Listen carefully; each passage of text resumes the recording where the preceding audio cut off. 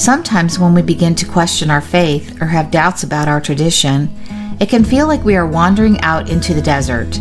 When we take a step back and honestly evaluate organized religion in the 21st century, many times it doesn't make any sense.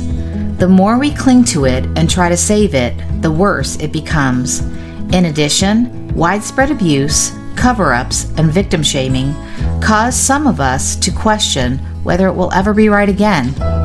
The Desert Sanctuary was created by Carl and Laura Forehand. It consists of a podcast, a blog, along with Carl and Laura's writing. We're happy you're here. Welcome to the show.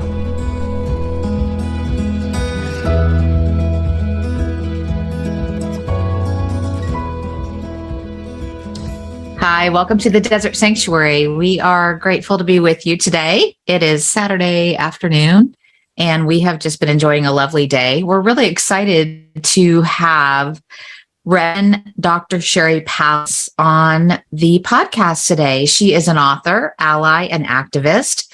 She hosts a weekly live stream, Fireside Creators, with expert and the experienced, tackling tough topics.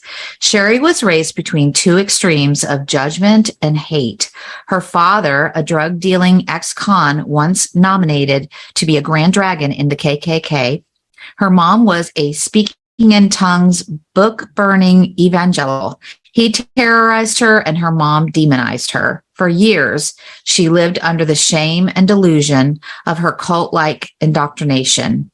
Until at 27, she learned the universe isn't 6,000 years old, and Adam and Eve weren't really the first humans, triggering a tsunami of distrust in everything she knew. The dismantling of her religion began. Now Sheri has her PhD in comparative religion, and her soon-to-be published book is We Have Ruined God, My Journey Out of Religion and Into the Arms of Love. Sheri's passion is restoring unconditional love to the message about God. Welcome to the podcast, Sheri. That is an incrable bio. Yeah. Yeah, it sums it up. I guess we're done now, right? No. Thank you so much for having me. Yeah. We were talking before we went on that you guys had an interview before. Yeah, I've been on Fireside Creators. Yeah. That was a blast. I really enjoyed doing that. And it was so awesome. My summation, you guys did fine. You don't need me. I'll just sit here. I'll just be window dressing. I'll be the arm candy or whatever. I can't even say that without laughing. So, welcome. We're glad you're here.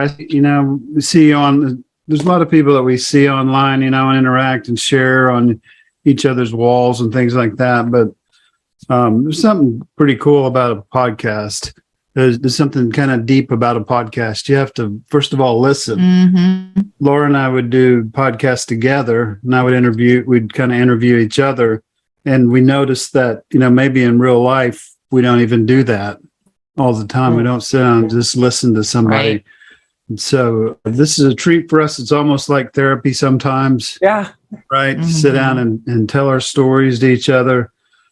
Something maybe we've lost in culture and so on. But can we begin, Sheri, just by you telling us your story in whatever detail you want to tell it? And we'll kind of go from there.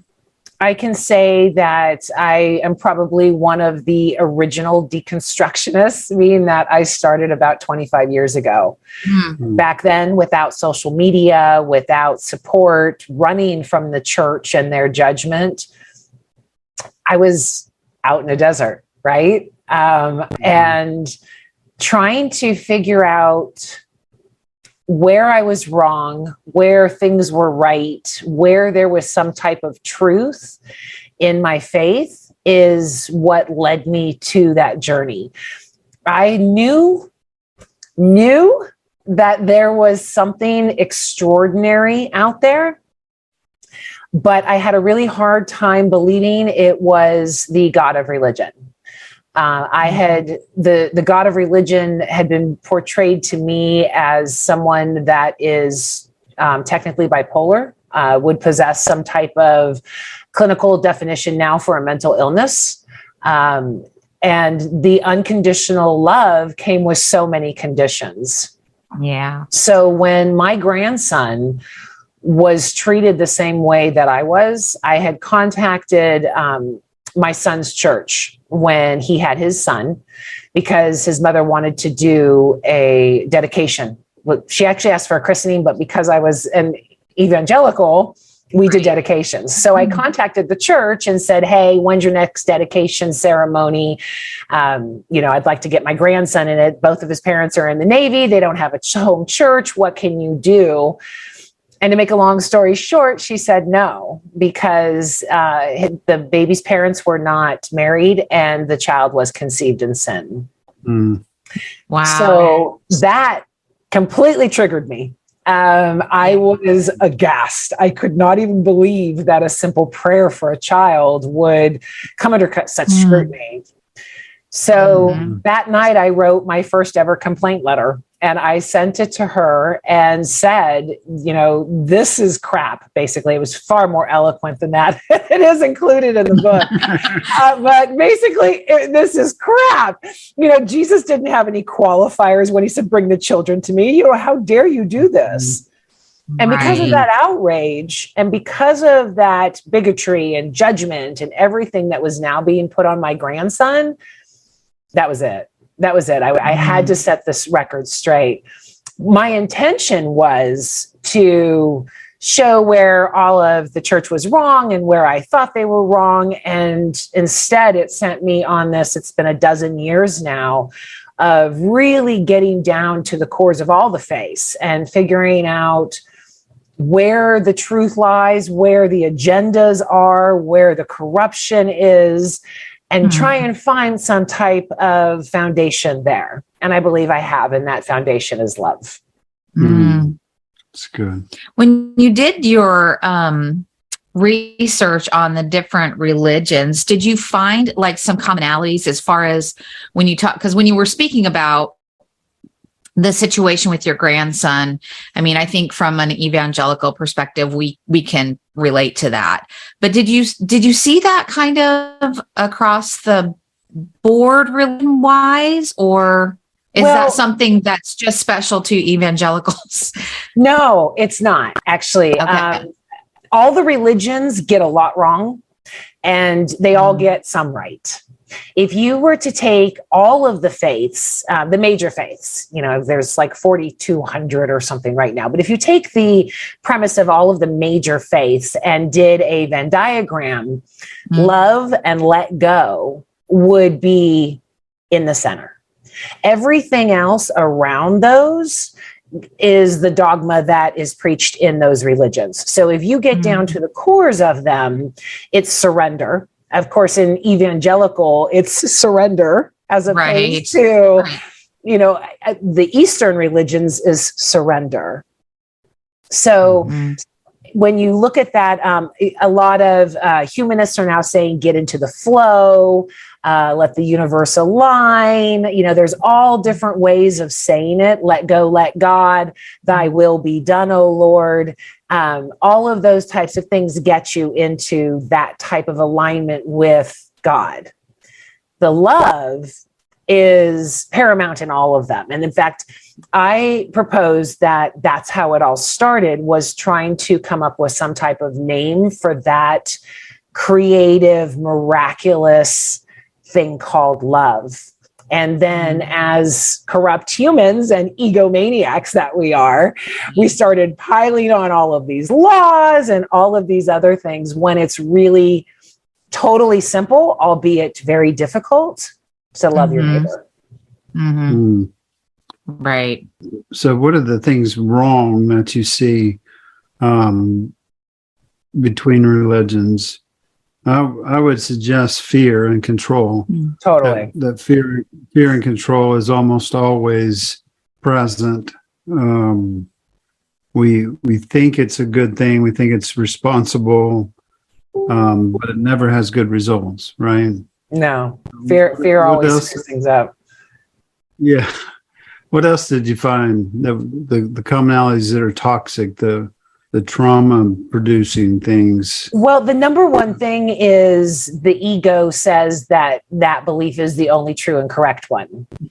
And in order to get to the truth, or what I could find as far as the truth, because it's all based on beliefs, is that whenever the agendas start taking over, whenever the personal gains start taking over, whenever government gets involved.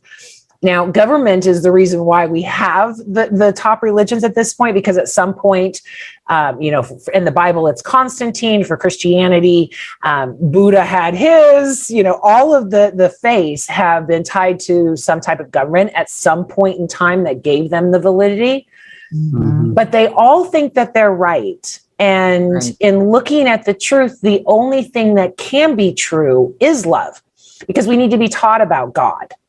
But as a child will die without love. It can be fed, it can be clothed, it can be housed, but severe illness, mental illness, physical illnesses arrive if a child is not loved. From the moment we're born to the day we die, we look for love. So that is the one truth across all of the religions, is love. Because again, we need to be taught about God. We need to be taught about these things. Love producing empathy, you start to feel your neighbor's pain. So it prevents you from doing all of the wrongs that religion says for you not to do. We just look for exceptions. I have this vision of Moses sitting there and the tribes coming up going, but what about this guy? Do I have to love him? And Moses going, okay, no, you really don't.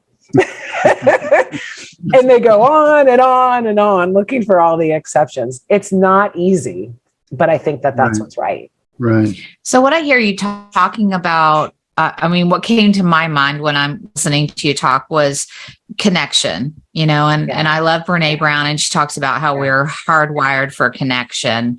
And so do you see connection and love as synonymous? That's my first question. And secondly, do you feel like religion is the only place that we can find true love, connection? Yeah. I think love and connection are synonymous. I think that I no longer believe in a hell or a Satan. Right. I believe that what people have been calling Satan is actually our egos, and ego would be the opposite of love. Ego separates, love unites. And no, I think religion has totally corrupted the message of love. I think that when you put conditions on unconditional love, then that totally screws everything up and makes it a hypocritical cults like click and join us. I always think of Mean Girls, the movie, that a lot of the proselytization and missionary work is like, join us or else you're going to burn in hell forever. That's not love. And it gives us nothing to aspire to, right? If God is some judgmental asshole who just flips and swings and wants their own, special children, I avoid those people on earth. I don't believe that being is worthy of praise, when that would be someone who I would avoid and not try to emulate. Right. I try to make, how could I be a better person? And at least in my experience, religion didn't teach me that. Brene Brown also talked about common enemy intimacy. Like Laura said, the biggest thing we hear from people in response to our book and so on is, we need community. But a lot of times what we've called community is really faux community. Or Brene Brown says it's camouflage connection, right? It's a faux community and not real intimacy. But that's a relationship based on gossip and judgment, though, right? We all hate the same people, right? Yeah, or we hate the devil, or we hate, And when you're talking about we're right, we think we're right. I had a sister, a Benedictine sister, that I learned spiritual direction from, and she walked to the marker board one day and wrote She just kind of turned around and wrote it. She said, "None of us is right." And then she turned around and just looked at us and stood there for several minutes. And it's just one of the things, I'll always remember, Right. that none of us is right. And if we would start there, because like you're saying, we get to a point where we think we're right. At this point in history and in our situation, we think we got it figured out, and we draw a line around it. We call that a creed or a belief system. And when we do that, then we can justify almost anything. If we're right and God is on our side, then we can go to war. We can do whatever we want, and all throughout time, that's what's happened, right? Yeah, totally. It's what we're looking for. I mean, not just simple in that it's just a couple of words, but is it simple? Is it simplistic in practice? You know what I'm saying? We're noticing, Laura and I are noticing about religion that we don't really need it. And the practices that are replacing it are very, very deep, meaningful, and all of that, but they're very simple. And connection turns out to be just listening to each other. It turns out to be real simple things that don't need a $10 million building and a $1 million budget, right? And they don't need thousands of people. It's me and a friend having intimate moments.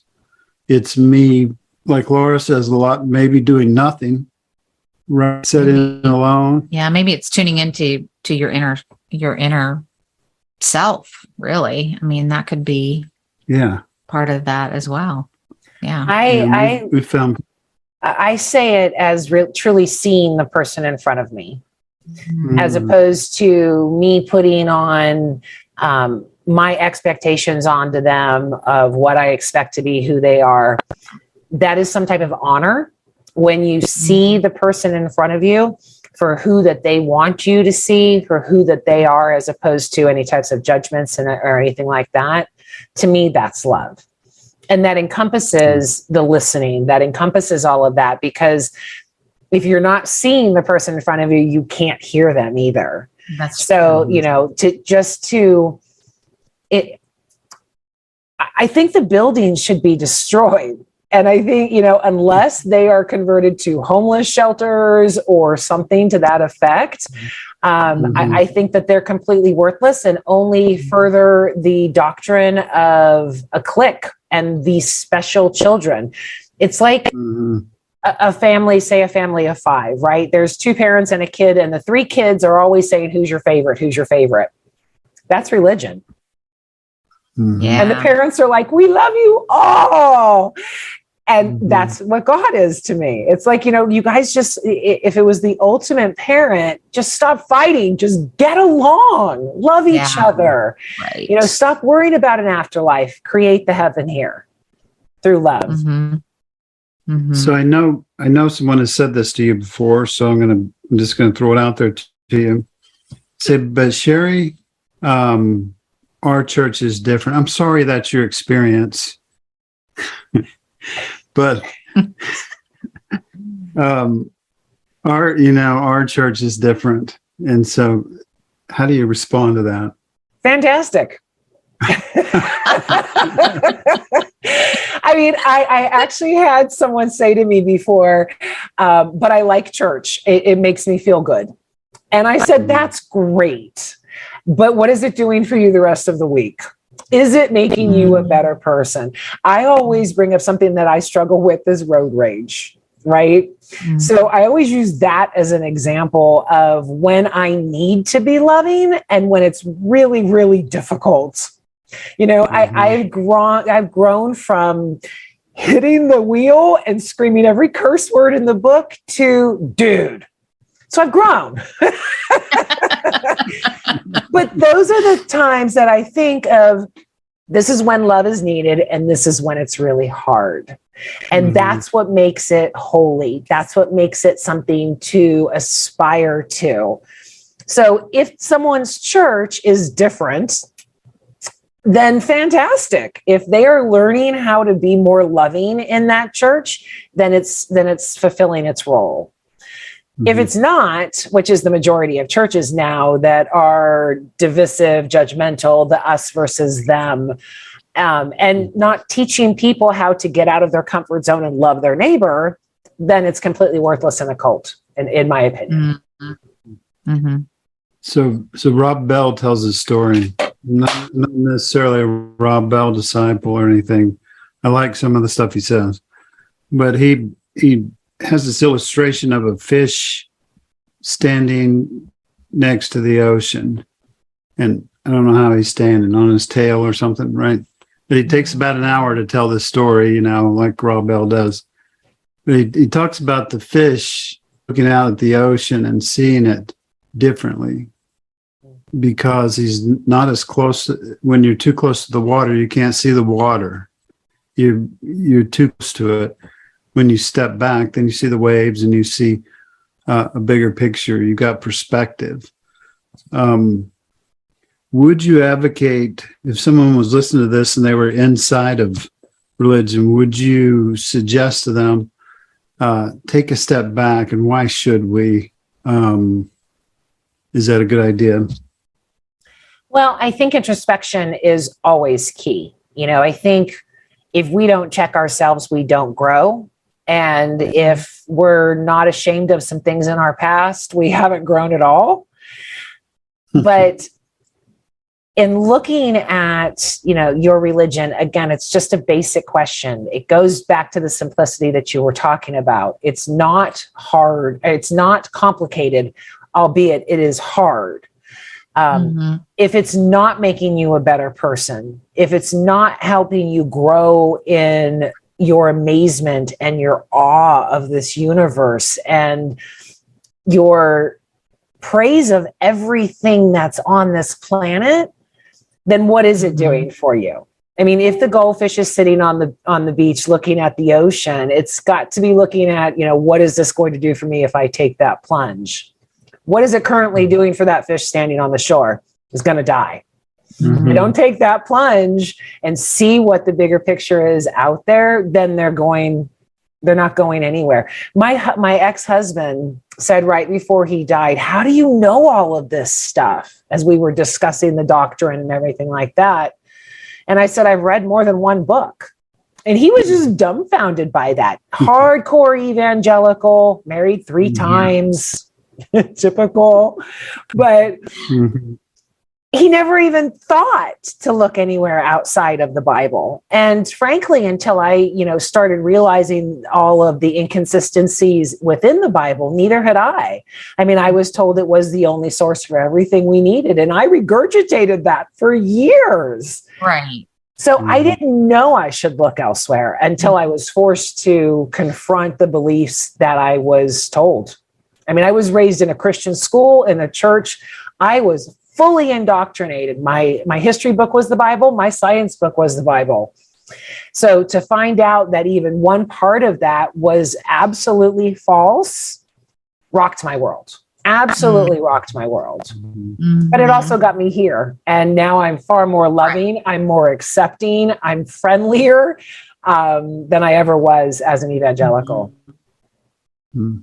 That's what I tell Carl. That's the one thing I've noticed about me too, is that I feel freer to love in the way I feel like I was created to love, rather than being fearful to love someone that, was outside of whatever, the evangelical church said was the wrong person to love, if you know what I mean. Like, I feel like I can, there's just so many people that I feel I've missed out, really having enriched my life. And now I'm grateful that I'm able to take that step forward in love and really truly see them without judgment. And like you said, I love what you said about, honoring who they are. Like, simple, honor who they are. Yeah. I really that. Yeah. And honoring their stories, because I believe that everybody's story is sacred. And, while I'm very protective of my story, I mean, I am very protective of, social media and what I put on there. But the stories that we've been able to hear since, moving outside of the churches have just really, resonated and really touched. And I hold those extremely sacred. So yeah, it's a beautiful thing to look at people with honor rather than judgment or fear. Yeah. I feel like a lot of my evangelical years were spent just being so afraid. Totally. Yeah. And not only afraid of me, but like afraid of my children. And, if they made the wrong, which, in the evangelical world, they did make the wrong decisions, but they are the most beautiful people that I know, that love unconditionally. I mean, they're literally the three that have taught me how to love and honor and see people for truly who they are. So I'm really grateful for that. I wanted to ask you, because I was so intrigued by this part of your bio where your father was a drug dealing ex-con, part of the KKK, and your mom was this staunch, Bible believing evangelical. How did that, how do you? We divorced when I was 2. Okay. Because I was like, how do those two? Yeah, no, they hated each other. Absolutely hated each other. In fact, there's a picture of my wedding where my father walks in and my mom goes, ah. Okay,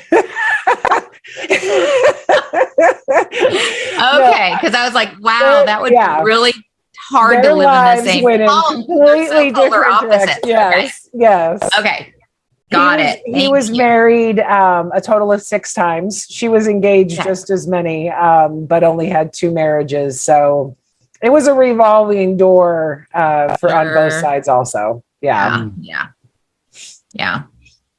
And let me just throw in there that I married a Black man and had a biracial child, which my father wanted to kill when my ex-husband and I split up. So because he was proof of my indiscretion. And my mom started disowning me at 14 because I was living in sin.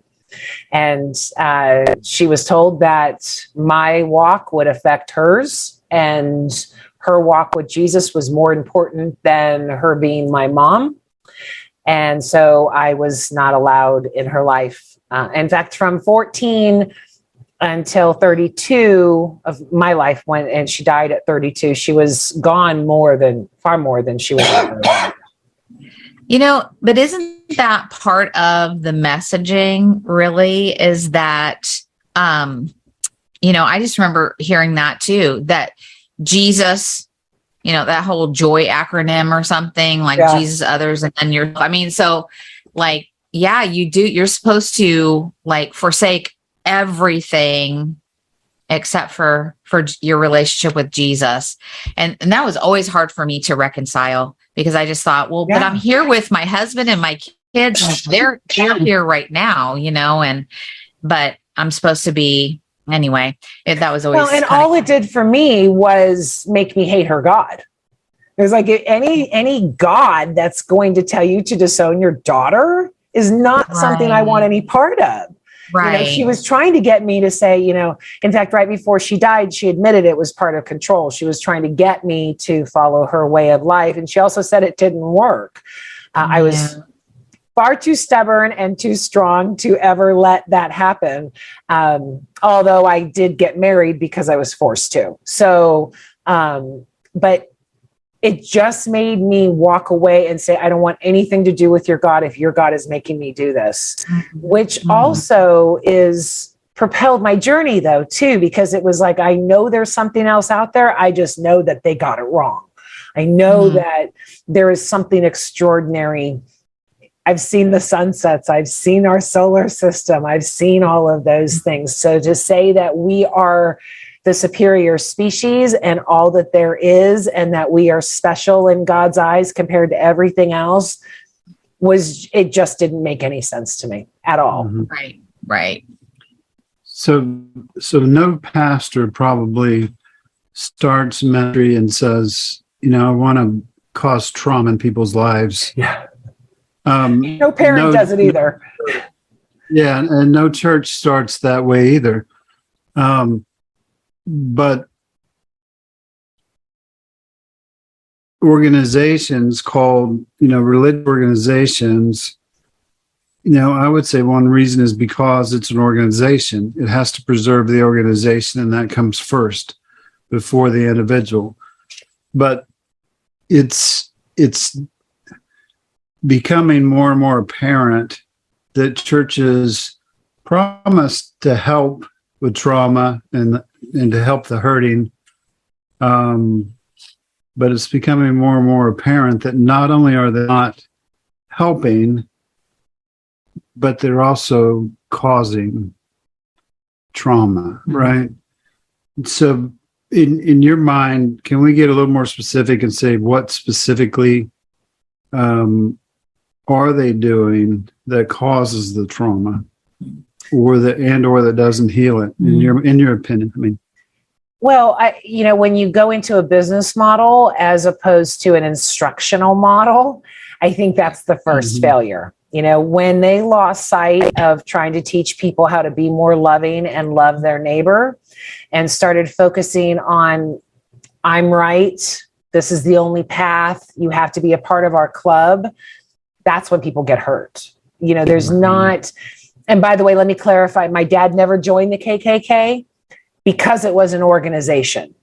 He was nominated, but he was completely against organization. So it wasn't that it was a hateful, murderous, or it was just that it was an organization. Gotcha. And he said that organizations were crutches as a drug dealer.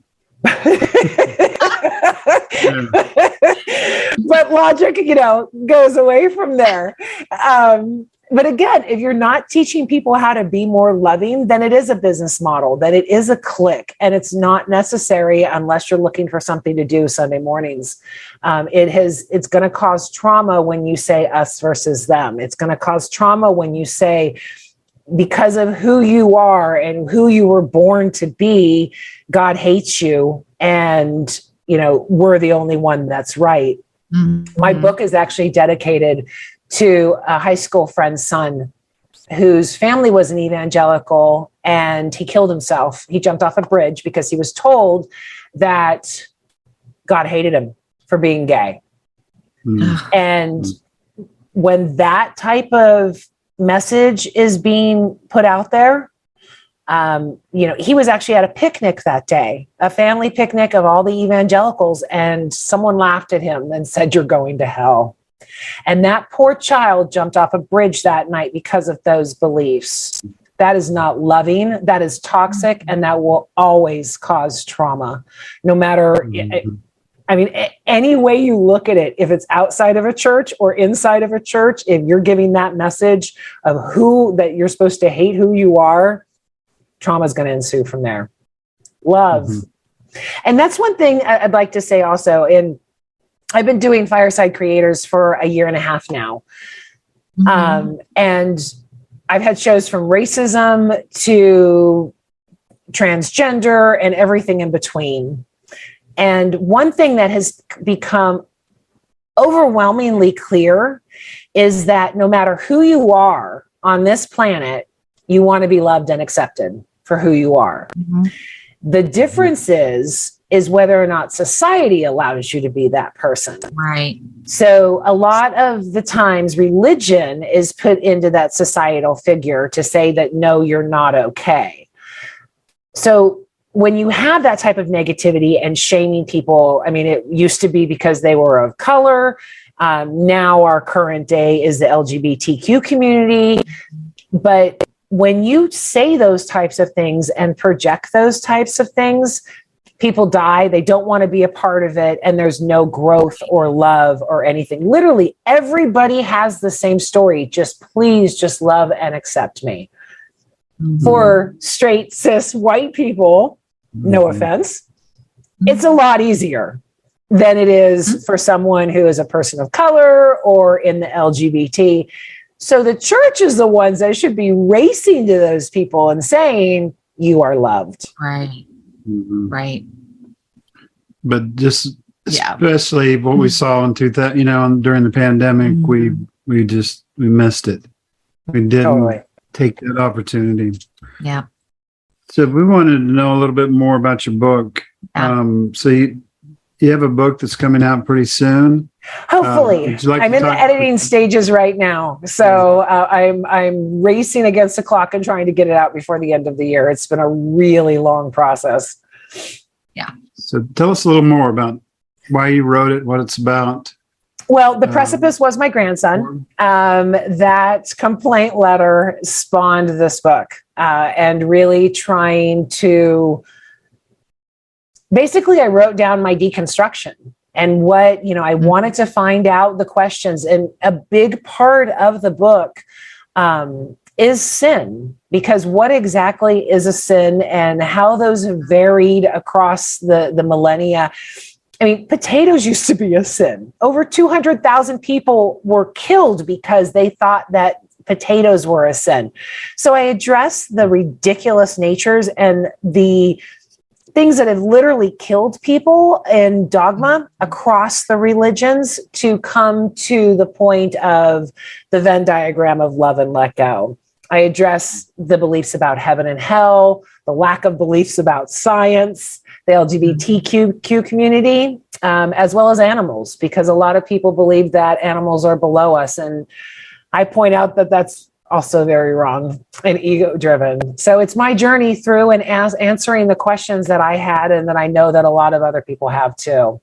Where is the truth? Or was it just a con this entire time? Spoiler alert, it wasn't a con. Do you have a title for it? Yes, it's We Have Ruined God, my journey out of religion and into the arms of love. Yes, thank you. I said that at the beginning, but thank you for saying that again. That's awesome. Yeah, so as the church says, love is my religion, peace is my intention now. Very nice. So we've been asking this question to a lot of different people, a lot of varied backgrounds. The question is, can you deconstruct too far? The reason I ask it is because some of the people that are even giving advice in the deconstruction movement that are maybe a little more famous, that might have a vested interest in staying in religion, say, don't deconstruct too far, you won't have anything left. I'd like to know your opinion about that. Can you deconstruct too far? They say you'll lose your faith. I think they mean you lose your religion. But they also talk about nihilism and, nothingness and all that kind of stuff. Go ahead. I'm sorry. I think that just like shampoo, there is no one fit for everybody. We've totally accepted our differences, that each shampoo works for different people. But in religion, we, say that you have to have one. My personal experiences since I was a child is that atheists have shown me more love than the religious community. So I don't believe that religion is necessary. In fact, I think that it's detrimental in a lot of places. I think that for me, my faith relies in, or my faith lies in love and the creative aspect of love. Now, I think that I only have my level of faith because I've also been practicing patience. I've noticed that a lot of people who are still in the very angry stages of deconstruction is because they stopped and decided that they were just going to be angry. I think true healing in a deconstructive process will bring you back to love. Albeit that doesn't mean that you will see love as a synonym for God. I still see love as a synonym for God, although I do not believe in the God of religion anymore. I do not believe there is some guy in the sky sitting there with another guy. I don't believe that God is a being or matter in any way, shape, or form, because that breaks all of God's laws. But I do believe in the very powerful, miraculous energy of love. So whatever works for each person to be more loving and better towards their neighbor is, I think that's what matters.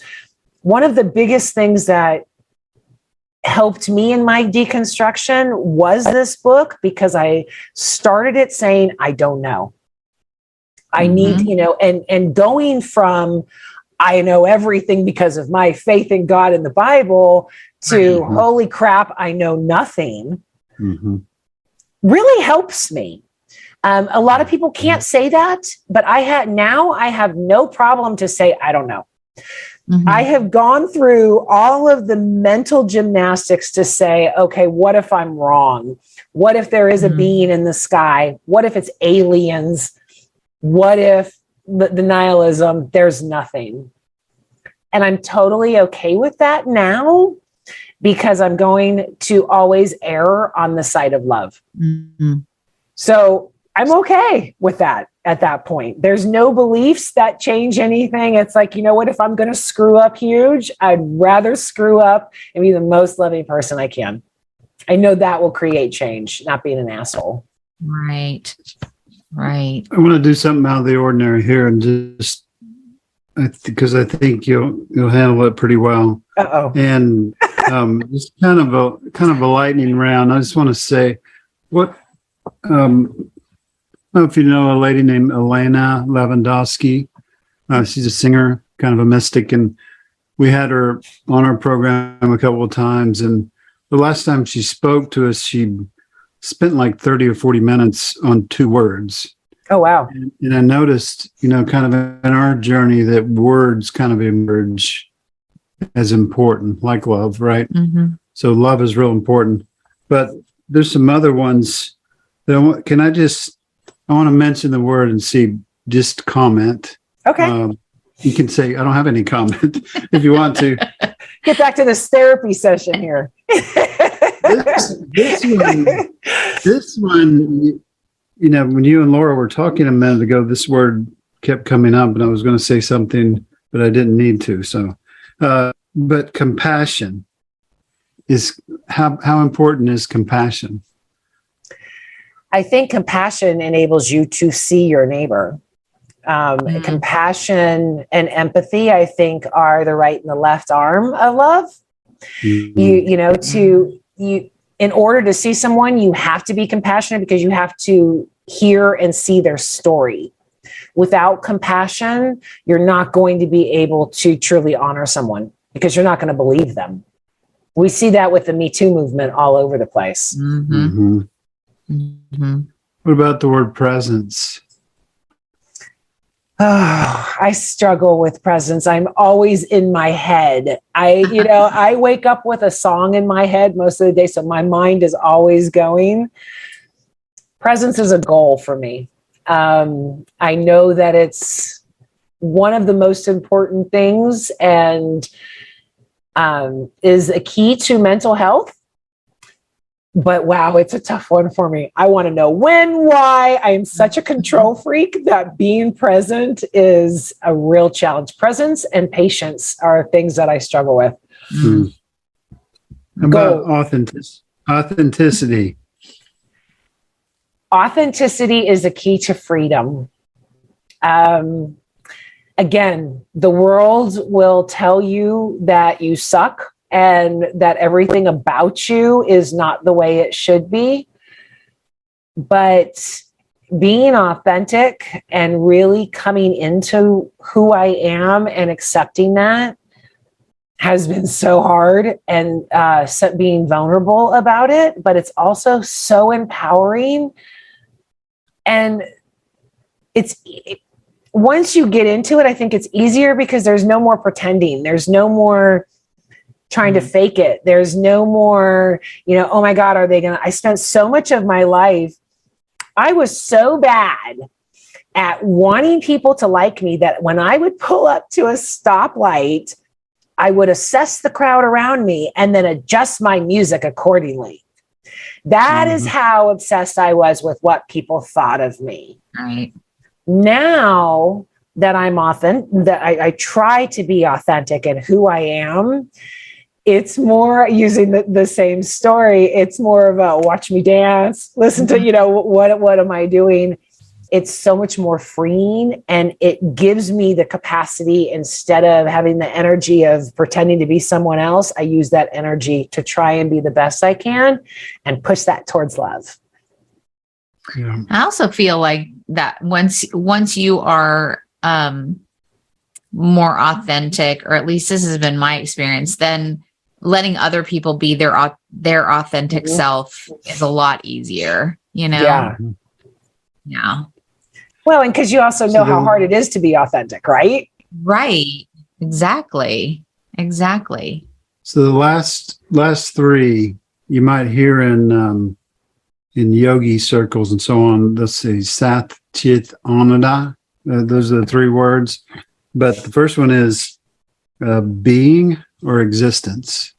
That's the title of my third book. It's called Being. How about that? Being or existence? What does that say to you?